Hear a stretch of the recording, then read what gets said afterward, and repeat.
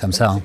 Ouais, ouais. Ça me rend fou Et que le dire- fait que les gens et en dire- soient pas conscients. Dire comme ça claque beaucoup plus, et pourtant, factuellement, c'est le cas, quoi. C'est le cas, et ça a été reproduit ensuite en Éthiopie, en Inde, enfin il y a eu d'autres instances comme ça. Ce qui s'est passé, c'est que leur algorithme a optimisé par lui-même, c'est-à-dire que c'est pas des chercheurs, c'est pas des ingénieurs qui vont dire ok tu vas utiliser telle méthode. On laisse l'algorithme apprendre au fur et à mesure qu'il tourne qu'est-ce qui fonctionne pour accaparer le temps d'attention humain.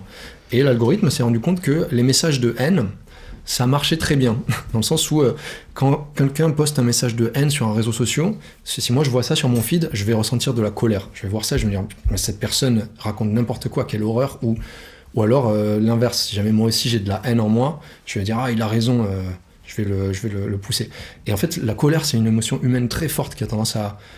c'est très facile de ressentir de la colère, on peut faire l'expérience là tout de suite, il suffit de réfléchir à une situation dans le passé quelqu'un m'a fait du mal et je vais le ressentir en moi, ça va me faire une montée d'adrénaline, ça va changer complètement la façon dont je réfléchis.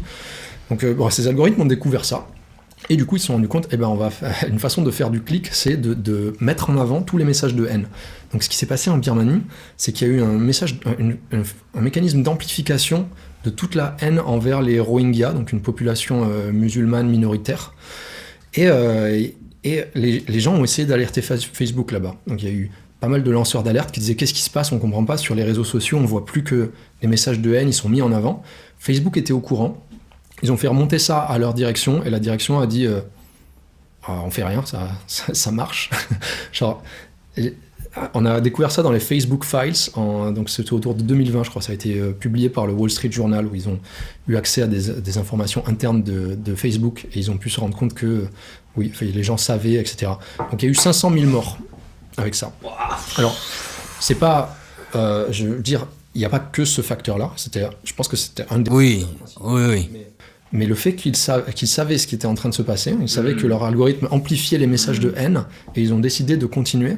Et ensuite, ça s'est reproduit en Éthiopie, en Inde. Et on a toujours...